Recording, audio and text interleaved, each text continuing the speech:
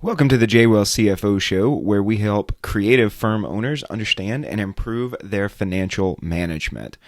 Are you struggling to articulate exactly what your business does and who it helps? I know I have. And over the years that I've been running my firm, that's been a consistent issue, is trying to hone in on exactly who I'm trying to help and how I'm going to help them. And what that often does is it leads to a position where I'm not confident in what I actually do and how I can help people. And so I let their perceptions dictate what it is that I wind up doing for them. So I end up finding myself taking orders from random referrals and low value customers. And I end up hating that I can't do more of the high value work that I want to do for the customers that I actually want to work with. So over the last couple of years, I've been trying to reframe the way I think about what I do in my firm, the way my firm presents itself. And so that's what I want to talk about on this episode is the decisions that you make as far as how you're structuring your business in terms of its revenue streams, its cost structures, and the way it's positioning itself in the marketplace. And when we combine those different decisions, that's called your business model. I'm Jeremy Wells, CPA, and I've worked with many creative entrepreneurs who struggle with developing a clear, profitable business model, and I'm one of them. So, in this episode, I'm talking all about business model choices in a creative agency. So, join me for some practical tips and insights on how to clarify and optimize your agency's business model. So, first of all, what is a business model? I've already gotten into it a little bit, but the way I define a business model is it's an idealized representation of how a company profitably generates value for its customers. So let's break that down a little bit. There's a lot going on there that we need to unpack. First of all, an idealized representation. What do I mean by that? All models are wrong, and a business model is a type of model, but all models are wrong. In other words, a model is an abstraction. It's a simplification, and therefore it's not a true reflection of reality. When you look at a map has a lot of things that are missing, a lot of things that are simplified, some things that are stretched out of realistic proportion, or some things that are squeezed closer than their realistic distance. And so what happens is that map becomes a simplification that helps us think about how to get from one place to another or what stops there are along the way. But a map will never be a correct, accurate representation of what's happening. We want it to be as accurate as possible, but it will never truly reflect reality. All models are wrong, but the way we think about models is how helpful they are. So typically when we're looking at a model, we're looking for a simplified version of reality so that we can see the components that actually matter and we can think about how those components interact with each other. Or we can make a plan for the future that doesn't depend on every single detail that we're going to interact with. Think about a subway map. For example, if you've ever been in a big city with a subway, then you've seen the maps, and all of the lines on the maps are straight lines, and all of the spaces between the different stations are the same distance apart from each other. That's obviously not realistic. That's obviously not accurate at all. But that's not really what you're worried about when you're riding in a subway. What you're actually worried about is what's the next stop? And how many stops do I have to go through until I get to the stop that I want to get off at? And is that stop even on the line that I'm on? Those are the kinds of decisions that you're using that subway map to help you make. And so you're not worried about the geographic correctness of that map. You're worried about whether it's helpful in getting you from where you are to where you want to be. And that's exactly the way to think about a business model. It's an idealized representation of where you want your business to be in order to guide you in making decisions about how to get from where you are to where you want to be. It doesn't need to exactly describe your current business. And in fact, it really shouldn't. It should describe the business that in a perfect world you would be running 5 or 10 years from now. Or maybe 5 or 10 years from now, you're not even running that business anymore. You've designed it so that it's sellable, or so that you can bring on investors and staff that will take over the day-to-day operations. And so now you transition into being CEO or maybe even chairman of the board. And these are the kinds of decisions and the kinds of goals and aspirations that should be present in your business model, or at least be guiding the way you're thinking about your business model. Even though it's not accurate, and even though it's an idealized representation, it should be helpful as a guide for you when it comes to making decisions about your business.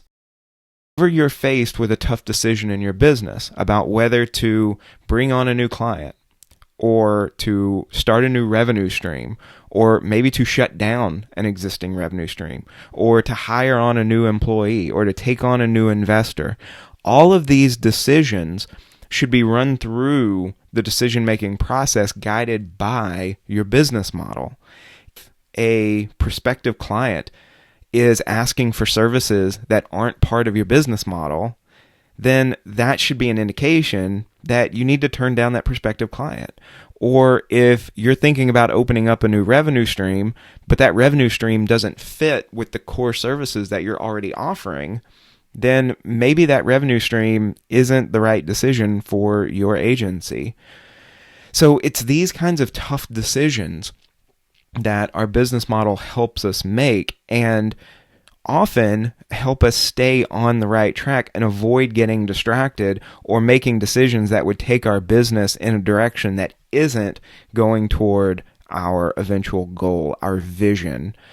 Part of the financial management pyramid that I've talked about in previous episodes on this show is having that personal financial vision. And your business model is essentially the way that you're going to structure your business in order to help you achieve that vision. So this isn't just theoretical. This isn't just philosophical. This is not just a thought exercise. This is you actually making decisions about how your business fits into and helps you achieve your personal financial vision. And therefore, it's a key component of your financial management pyramid. Now, the second part of that definition, it's an idealized representation. A business model is an idealized representation of how a company profitably generates value for its customers. So what do I mean by profitably generate value for customers? Now, to a degree, this should be self-explanatory, but a business model helps you determine your company's revenue streams and costs. And that's a much simpler way of putting it, but I like the way the definition frames the business model as a way of thinking about how you are going to profitably generate value for customers. And those are really the three key components when you're thinking about your revenue streams and your cost structure. Because one, your business has to be profitable. There's no sense in running an unprofitable business. Now, you might have some lean months, you might have some times where you struggle a little bit, especially early on, but the business model has to reflect the goal of a profitable business. You should also be working to generate value for your customers. Now, I'm going to talk about some different pricing models, and one of them is called value pricing, and the philosophy behind value pricing is that it's our job to generate value for our customers, and that's how we determine our price. But beyond the actual pricing model that you use in your business, your goal should always be to generate value for your customers. It should not be to just sell them deliverables. It should not be to just log time for them. Those things customers don't care about. Customers do not care how long it took you to complete their project. Now, some agencies, a lot of firms will bill their clients based on how long it took them to complete a project. I don't. In my firm, I don't recommend. In fact, I fairly vehemently oppose time-based billing as part of how a professional services firm or agency should run. But for those that do, even though you're basing your client relationship on the concept of the billable hour, you're still putting in that work and you're still working with those customers and clients with the hope of generating some sort of outcome that is beneficial for that customer or client. And that's what I mean by generating value, because that's what's going to get them to come back for more business. It's what's going to get them to refer new customers to you. It's what's going to get them to leave good recommendations and reviews online. That's going to help your organic reach. So for multiple reasons, we want to generate value for our customers. And then finally is the customer component here. You need to be clear on who your customers are and who you want to work with as customers. Do you want to be a generalist and work with anyone and everyone? Do you want to be a specialist and work only with customers that have a specific kind of problem or that meet a specific kind of demographic or psychographic or geographic profile? All of that is also part of your business model because it's going to factor into how you develop your revenue streams and your cost structure. So simply put, a business model helps us answer the following questions. What do we do? For whom do we do it? And that's really the essence of a business model. What do we do and for whom do we do it? This is essentially positioning, especially once you answer these questions specifically enough that you can differentiate yourself and your company from others in the marketplace. But we go beyond just positioning in the business model. That's a key component of it. But with the entire business model, we go beyond just positioning, and we do think about pricing and cost structure and profitability and these other related concepts to positioning. So whereas positioning is going to focus just on whom in the marketplace we're trying to attract and therefore work with, the business model takes that a step further and asks, what do we actually do? How are we going to generate value for customers doing that? And how are we going to profit from that? Now, when we're clear on how the company will make and spend money, we can do some more advanced business analysis and decision making based on financial planning, forecasting, data analysis. And so the business model not only helps guide us in terms of decision making, but it also helps guide us in terms of what data are we even looking at in the first place? What data do we need to collect? And how are we going to get those data in order to do the kinds of analysis to have the information we need to make decisions?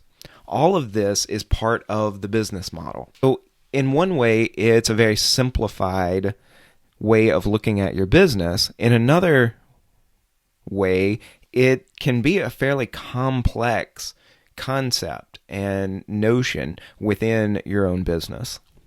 So it's important that you think about all the different factors that go into it, but at the same time, you take a fairly idealistic approach to it. Now, you don't want to get crazy and say that a year from now, you're going to go from zero to being a unicorn with a multi-billion-dollar valuation, that kind of thing. But at the same time, you do want to have some aspiration. You want to have some stretch goals that are built into and that are shaping the development of your business model. We can also use the business model to identify potential risks and opportunities for the company.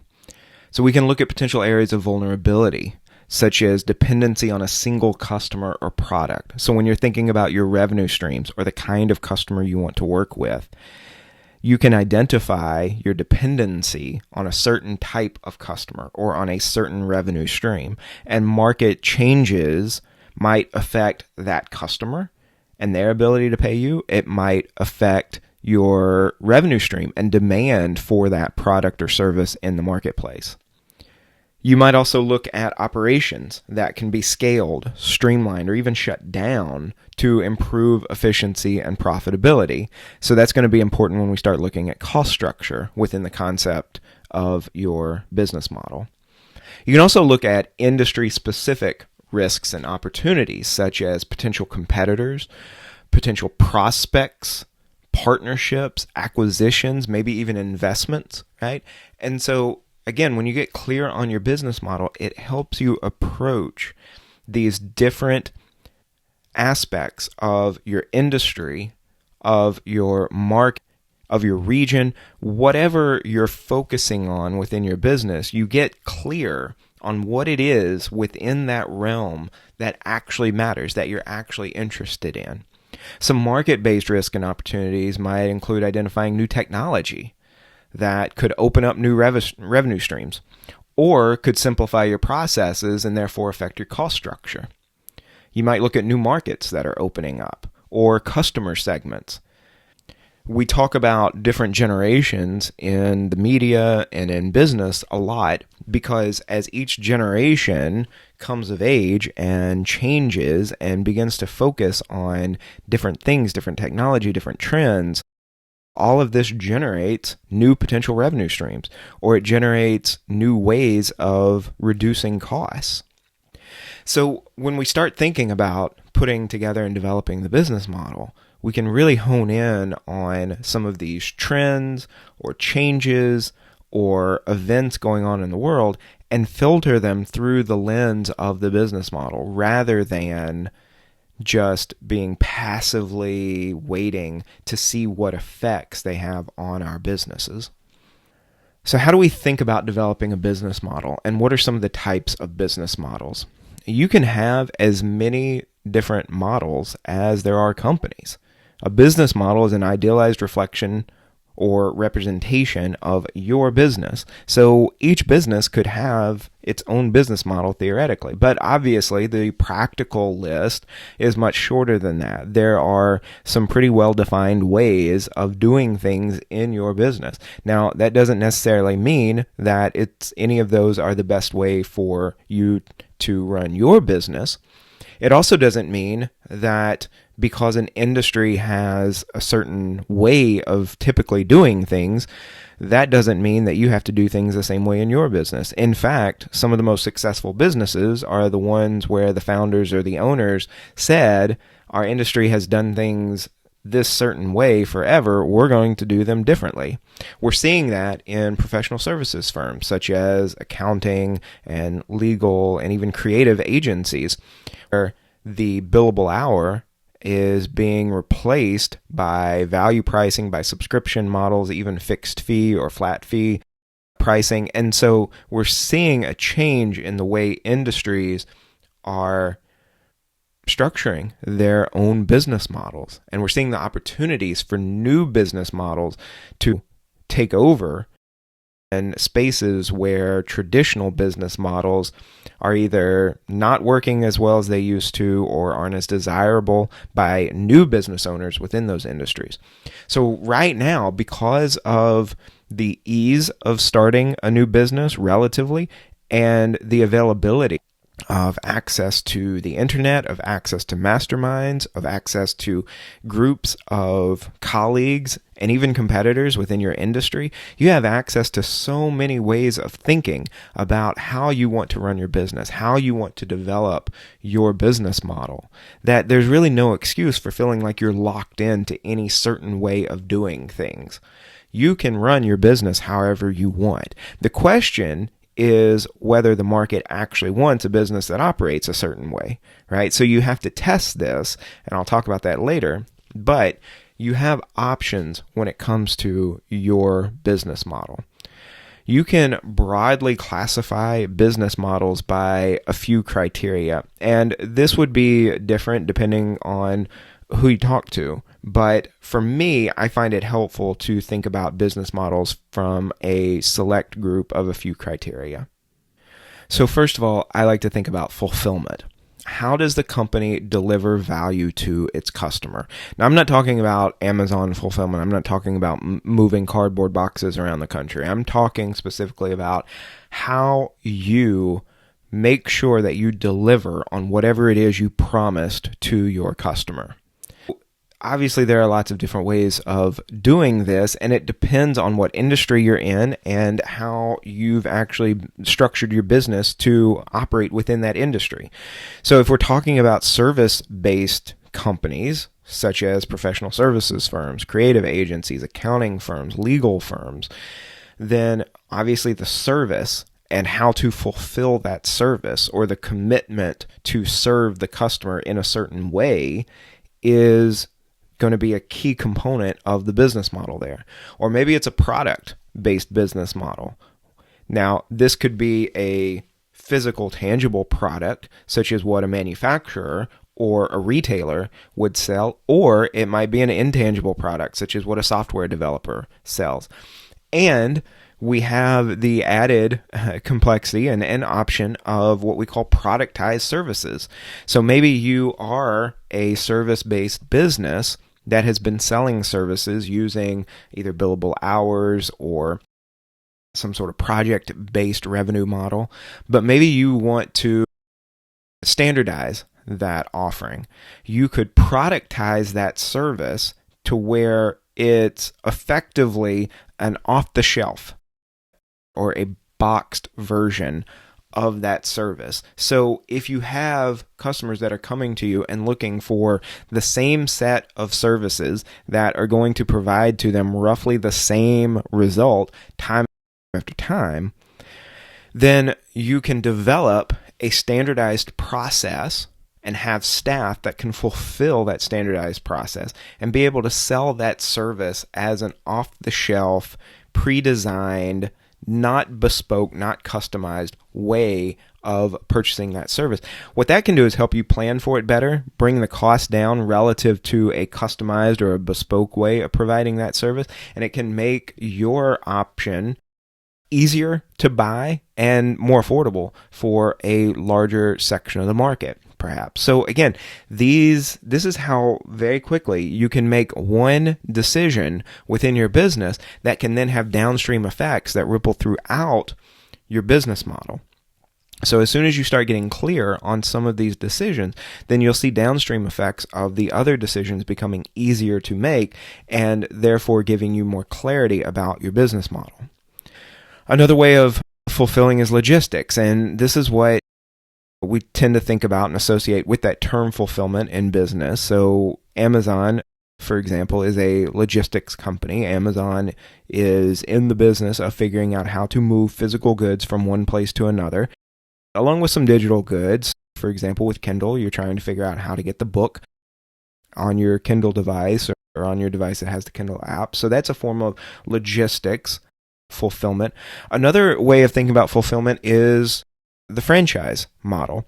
So a lot of franchises are built around the concept of how do we get the company's brand, the company's product, the company's design, the company's image, how do we get that into as many viable markets as possible? And how do we support franchisees that have purchased a franchise and are now operating one of our locations? And so even though they are not in the business of operating the location, they're in the business of facilitating the franchisees who are doing so. Because if enough franchisees are not doing a good job of running their locations, then that begins to have implications for the overall brand. So even though the brand isn't operating the actual locations, the brand is still highly interested and highly motivated in making sure that the franchisees are doing a good job and that they have the support they need. There's also what I'm going to call here facilities fulfillment. So that could be something like an apartment complex or an office building. So if you think traditional real estate, then providing the facility and the upkeep and the maintenance and the structure itself, those kinds of things, that's a form of fulfillment. Now, we also have digital space. We talk about digital real estate. So your social media accounts, your website hosting, your advertising online, such as through Google or Facebook. So you have these different forms of facilities of being able to have a place carved out that is all yours, whether that's physical territory through real estate or whether that's digital territory through websites and social media and advertising spots. So again, you could talk to somebody else and they would have a completely different way of thinking about these different concepts and organizing them. They might use different labels. These are just the labels I've chosen, but it's the model that I use when I talk to my customers and help them think about and develop their own business model. So what kind of fulfillment are you in? And it could be more than one. Again, you could be a service-based business and you could develop products. So a lot of service-based businesses also develop software apps that help their customers or clients in a way that's relevant to the services that they provide. So then your company is both a service-based business, but it also has a software product that it might be trying to sell as well. So it's entirely possible that you have multiple revenue streams coming from different ways of fulfilling your customers' desires and delivering value to your customers. Then once we have figured out what it is that we're doing for our customers, we need to figure out how to get paid for that. So that is where we talk about pricing and billing. Now, there are a few different ways that you can price and or bill the work that you do or the product that you deliver. And especially since I run and primarily work with service-based businesses, is to think about time-based billing. Time-based billing is a form of cost-plus pricing or billing where you take your rate per unit of time, usually an hour, and you track the time that it takes you to fulfill a customer's work or to complete a project.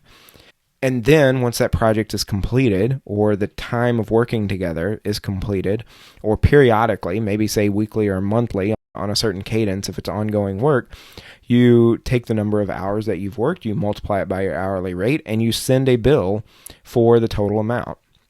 I don't like this way of doing pricing and billing, but a lot of firms and a lot of companies still do that.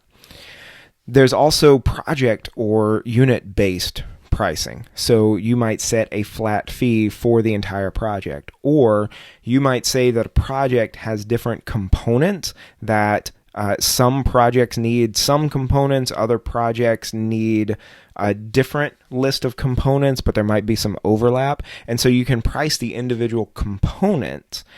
So I run an accounting firm. I don't do this in my own firm, but some accounting firms that prepare tax returns for clients, they will price their tax returns based on the different forms and schedules that are included in those tax returns. This is a way of proxying the complexity of the return. And so they're pricing based on complexity, or billing based on complexity. Again, I don't do this in my own firm. I don't think complexity is a valid way to price, but that's a different conversation. I also don't agree with cost plus pricing. So I would include both project-based or unit-based pricing as well as time-based pricing under this heading of cost plus pricing or billing, which is effectively you as a business owner saying it's going to cost me X to provide this customer's desired outcome. Therefore, I'm going to charge Y, and Y is usually some markup on X. I don't like pricing that way. I think that way of pricing removes the customer from the equation, and I think the customer is the one who ultimately decides the price. But that's a topic for a whole other episode and a whole other conversation. So I think the alternative to cost plus pricing or billing, therefore, is value pricing. And value pricing is a way of coming up with a price for either your services or your products, or what I prefer to focus on, which is the customer's outcome, based on the monetary value your customer expects to get out of that outcome. So what we're selling is not the time that it takes us to complete a project or even the project itself, but we're selling our assistance, our help, our guidance in getting our customers to their desired results. We're not necessarily guaranteeing their desired results, although you can do that. There are a lot of service-based firms that will use value pricing, and they will attach satisfaction guarantees to them to where they'll offer refunds if the customer winds up not satisfied by a certain period of time. I don't necessarily do that because I don't sell the actual outcome. I sell my assistance and my guidance in getting there. So if you don't find my help and guidance working for you, then you're welcome to end our agreement and go find different help elsewhere. Another way of thinking about value pricing is, instead of focusing on the outcome, focusing on the relationship itself. And this is where I tend to fall in my accounting firm and in my work, and that's with a subscription model. So with a subscription model, you are not paying me to get you to some outcome. You are paying for my guidance, my assistance, access to me and my expertise in helping you get to whatever your desired outcome is. And that could change. That could change radically over time, although the things that you need done and the things that you need help with might stay the same. Therefore, if I price you based on a specific outcome, and 6 months later, your desired outcome has shifted, but you still need the same services, you still want access to me, you appreciate my guidance and advice, even though your goal has shifted, do we need to arrange for a new price? Do I need to give you a refund? Do I need to upcharge you? I don't know. So rather, I prefer the subscription model where you're free to change your desired outcome, you're free to change your goals, but we continue working together the same way we always have been. I think this works really well for a lot of professional services firms. In fact, I'm getting a lot of the ideas about the way I think about implementing this in my own firm from a man named Ron Baker. And Ron Baker actually has been a strong proponent of originally value pricing in professional services firms, especially in accounting firms as well as legal firms, but also in creative agencies. And he's recently released a new book called Time's Up, talking about the subscription model in professional services firms. I highly recommend that book. And in fact, I've got an interview on another podcast that I'm co-host on where we talk to Ron about this new book. So if you are running a professional agency or professional firm, then I highly recommend reading that book. Even if you don't implement subscription pricing in your own firm, there's a lot of great information in that book to think about these sorts of business model decisions. In fact, he says that subscription model is not just a pricing model, it is a business model. Because if you are going to have your customers subscribe to your services, then that has significant downstream implications when it comes to thinking about your cost structure, thinking about your ideal client, thinking about the kind of work you want to do within the terms of that subscription. So there are a lot of interesting implications here. It's more than just a way to price what you've been doing. In fact, if you adopt a subscription model in an existing professional services firm, you need to be careful because there's going to be a lot of effects on the rest of your business and the rest of your company that you need to take into account before you start switching over to a subscription model. In fact, one of Ron's suggestions is that you start an entirely new business. You start an entirely new firm. One, it's going to be difficult to transition both your staff and your customers from an old model onto this new subscription model. And then second, it's just going to require an entirely different business model. So again, this is probably a concept for an entirely separate episode, but it is something to think about within the context of your business model. And then last, as far as thinking about how to classify a business model, so the first one was fulfillment, the second one was pricing and billing. I think the third component here is ownership and vision. So how does the company fit into the owner's vision? Again, I've said this before on previous episodes. Within this financial management pyramid, your business is a tool that helps get you to your personal financial vision. It's not an end in and of itself. Your business is a means to an end, and that end is your personal financial vision. So how do you want your business to fit into your personal financial vision? And I think about this in two different ways. The first way is lifestyle, right? So what kind of business fits your lifestyle? Is it a solo or small partnership where the main focus is on cash flow, right? Do you want to try to run a relatively high margin business where you get to capture the majority of that free cash flow for your use, for personal reasons, for investments, for spending, for however you want to live your life? The second way is scaling.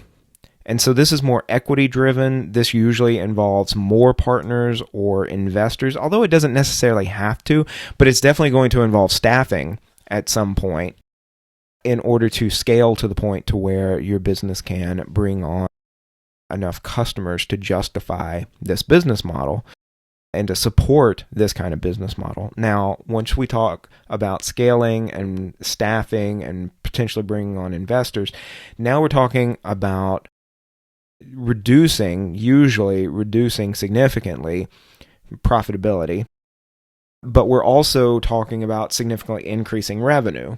So you might have a scaling business generate more profits than a lifestyle business, even though it's operating at much lower profit margins because it's just making a lot more revenue, but it's paying a lot more out in labor costs and overhead and those sorts of things.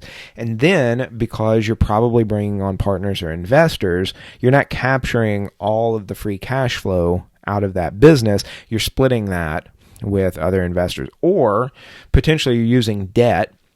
If you're using debt in your business, listen to my previous episode, listen to last week's episode on managing debt inside your creative agency. And if you're using either investment or, and by investment I mean equity, either equity or debt to fund the scaling of your business, then that's going to have implications on your free cash flow. But the goal typically with a scaling business is not necessarily cash flow because, again, you're going to have a lot of expenses, a lot of expenditures, a lot of things to spend money on. And so typically the goal here is valuation. You want your equity, even though you might have diminished equity within the business, you want that equity to be significantly valuable. So I tend to think about the ownership and the vision connection to the business model as either a relatively smaller lifestyle type business where you have relatively lower equity than a larger scaling business, even though you own most, if not all, of the business, the actual value of the business is lower, but you get to capture most, if not all, of the free cash flow, as opposed to a scaling business where you might have a limited share of equity in your own business, but it's worth a lot more than had it been a lifestyle business. And at the same time, you're not as interested in periodic cash flow, at least for personal purposes. So that's really the way I think about developing and structuring a business model is fulfillment. How does the company deliver value to its customers? Pricing and billing. How does the company get paid? And then ownership and vision. How does the company fit into the owner's vision? For the most part, these choices are independent of each other. You can take these different ways of thinking about the business model, these different components of it, and mix and match them. In fact, many industry changing disruptions come from applying a new business model to an existing industry by changing one of these components, by swapping out one of these components for another, such as a subscription professional services firm, like I've talked about, or maybe renting a house a few nights rather than an extended lease, right? So this is the Airbnb model. So you can disrupt almost any industry by just changing out a portion of the business model. So how do you create your own business model? I've got a few steps here for you. One, the first step is observation. What are you already doing in your business? And if you have specific products or services, list them out. And if not, what did you do for the last 10 customers? If you provide a bespoke solution for each customer, just think about your last 10 customers and what did you wind up doing for them? Were there any patterns? Were there any services that you repeated with them? Did you start thinking about services that for 5, 6, 7 of those 10 customers that you could start to sell perhaps as a standalone offering, right? So just observe what's going on in your business, what's already there. And then for whom are you doing that?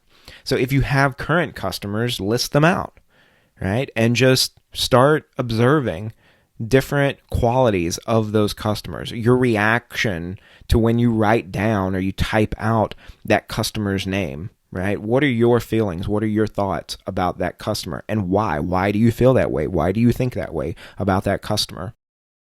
If you don't have current customers, again, think about your last 10 and do the same exercise. So include what products or services each of those customers bought as well. And then again, think about how you're reacting to the different customers, the different services or products that they bought, what the reactions and what the interactions with those customers and clients was like. Just observe all of this. And most importantly, write it all out so that you've got it in words that you can go back and read. As you're reflecting on these customers and the services or products you sold them, ask yourself questions, hard questions. Do or did you like working with them? Do or did you like offering that product or service? Does or did that customer seem fully satisfied working with you? And if not, why not?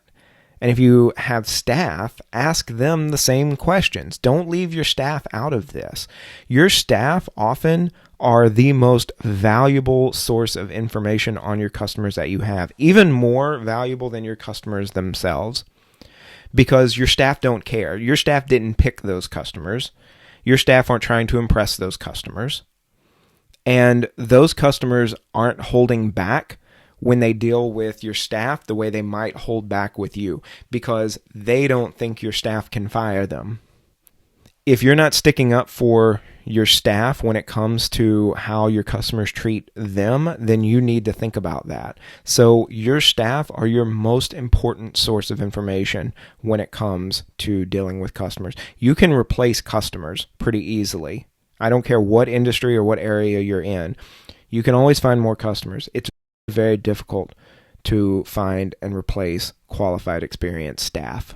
Your staff are a long-time investment. Your customers are just revenue. You can always find more revenue. The second step here is to think about your observations and to get clear on who and how you really help by developing your value proposition. So a clear value proposition is essential for attracting and retaining customers. And it answers the question, why should a customer choose our product or service over the competition? If you cannot answer that question, you don't have any way of differentiating yourself and you've become a commodity. Commoditized service firms especially tend to work with lower value customers and they just don't make as much because they can't raise prices and they can't charge prices that make sense. So they wind up underpricing for unappreciative customers. And this causes staffing problems. This causes business model problems. This causes cash flow and profitability problems. You do not want to find yourself in this situation. So again, have a clear value proposition. Be able to clearly and quickly answer the question, why should a customer choose us over the competition? If you can't clearly and succinctly answer that question, you really need to think about it and go back to step number 1 and think about what you're doing and for whom you're doing it. Your goal here is to identify the specific problem or need that your product or service addresses and the target market for whom it addresses that problem or need, right? This is your positioning. This is your value add that you're providing to your specific market. So once you've done that, now you have an idea of what your revenue stream is, and that's the third step. Decide how you'll make money. So if you've been providing bespoke packages for customers, then start figuring out which services in those packages are the most popular, are the ones that customers have been the most satisfied with, are the ones that you enjoy providing the most, are the ones that you have staff capable of managing for you, right? So start getting clear on what the revenue stream is. And again, in order to do that, you need to understand what your value proposition is. Right? So the revenue stream is critical here, obviously, for determining the financial viability and scalability of your business model. Now, you may not be looking to scale. You might want a lifestyle business, but at the same time, if that lifestyle involves 40, 50, 60 hours a week of doing implementation work for the next 30, 40, 50 years, then you're not going to have much of a lifestyle, and your business surely is probably hurting your lifestyle more than helping it. So even if you're not looking to scale your business, build out your services and your offerings and your revenue streams in such a way that you can scale them through either using virtual assistants or staff, or if you don't want staff, through automation, right? So that you can set yourself up to where you're not the sole individual in the company that can provide and fulfill those services or products for your customers. Then the next step, once you've identified the revenue stream, is to define the cost structure. Understand the costs of generating that revenue. Now, there are two components to your cost structure. The first one is your direct costs, or the costs that you have to pay in order to fulfill your customers' orders. For a manufacturer, this is cost of goods sold. This is the raw materials or the inventory that are then put on the shelf and sold to customers. For a service-based business, this could be a range of things. This could be the direct labor. This could be the contractors you hire for a specific project. It could be the software that you purchase that's exclusively for providing a certain service or product. Then you also have the indirect costs. That's the second component here. And these are the costs that you pay in order to run your business that don't necessarily directly generate revenue. These are your administrative costs, your overhead, your advertising and marketing, office expense, these sorts of things. Remember, revenue is not profit. It isn't enough to be able to generate revenue. You need to have a profitable business. You need to understand your profit margins. The key indicator in your business, your gross profit margin. It's one of the key indicators in your business. I've got a prior episode where I talk about profitability in your business, and I go over gross profit margin as one of those key metrics in your business. You can't understand and predict your margins and therefore your profitability and cash flow from your business if you don't understand your cost structure. And then the fifth step, once you have your value proposition, your revenue stream, and your cost structure in place, is to test and iterate. Don't be afraid to make corrections along the way. You have to make adjustments to your business model. Now, you don't want to be wholesale changing your business model every month. You don't want to be switching from time-based billing to subscription to value pricing back to time-based billing month after month. You want to settle on some of these things, but you also want to be tweaking some of them, especially when it comes to your revenue stream and your cost structure.